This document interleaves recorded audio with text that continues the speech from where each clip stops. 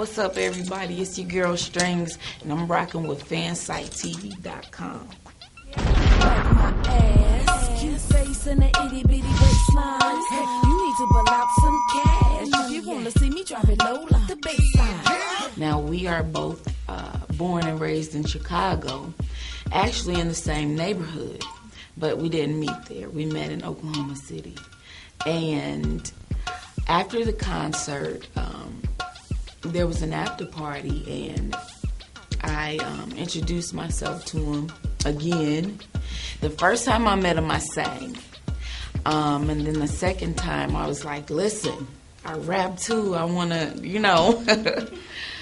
I need to get at you. So he said, all right, well, I'm having a private party in my room afterwards, so come through.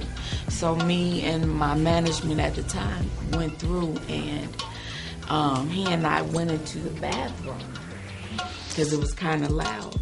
And so to make my beat, he started to beat on the sink to make my beat for me to rap to. Long story short, we ended up in the bathroom with him holding the dictaphone, beating on the sink for the beat for like 3 hours, just rapping and just vibing. And that was what convinced him to sign me. Epic Records was interesting. It's all been a great experience. Epic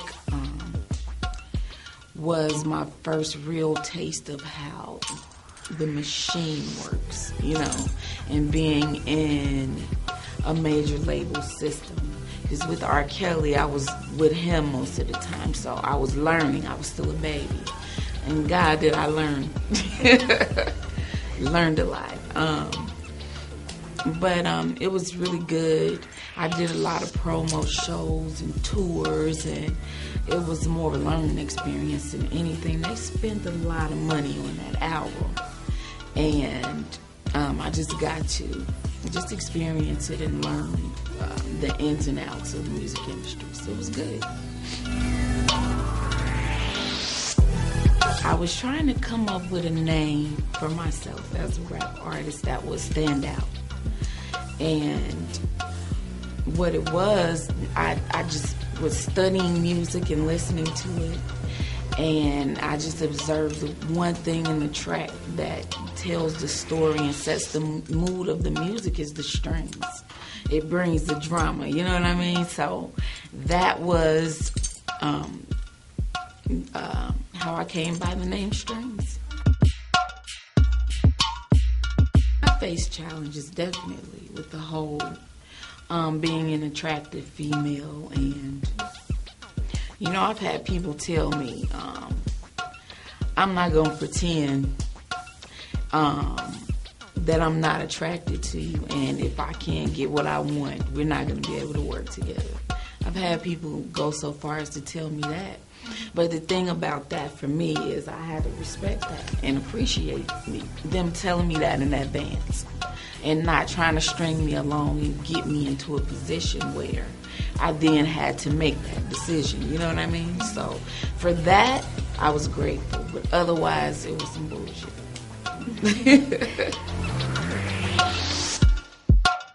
When you try to take on the weight of the world and to be the one person to represent everybody, it's kind of difficult because there's so many different facets to women, Tomorrow we might want to boy it out. Today we get girly, do our hair, do our makeup.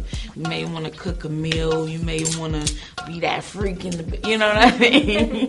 There are so many different avenues that we take as women. So I think that everybody's doing a great job at representing who they are. And if not, then hopefully they'll find who they are and represent that.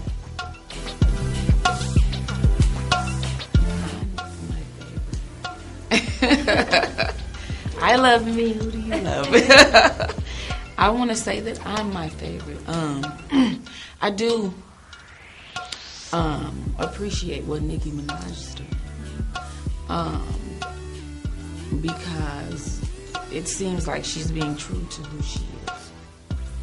And I mean, she's following in the footsteps of a few people who've done it before.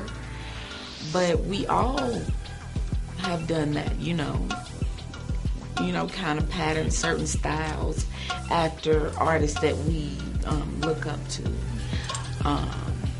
And, you know, whatever it is that she is doing, it's working for her. So, you know, a lot of people have asked me, how do you feel about her? Is it a gimmick? Or, I mean, it's working for her. If it ain't broke, don't fix it. Yeah.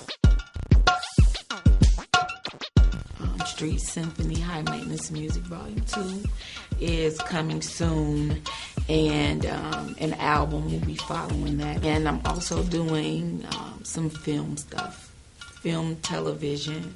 I may do a cameo here and there on that, but more behind the scenes on the writing end of it. Hope you enjoyed the interview.